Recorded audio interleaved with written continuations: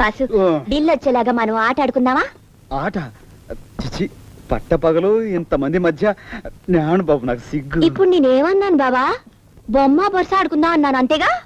బొమ్మ బొరుసా? మరి నేను ఇంకా అమ్మ నాన్న ఆట ఏమో అనుకున్నా. అయ్యే అనుకుంటా అయితే ఓ దెబ్బేనా? వేసుకో. అమ్మా బొమ్మ పడింది ఆ గొలిసి ఇచ్చే. ఇది మా ఫ్యామిలీ కసక్ బాబు, మీరు భోంచేయండి.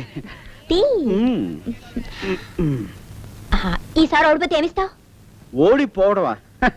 ఇదిగా అయితే వేస్తున్నా ఇంకో దెబ్బ. వేసుకో.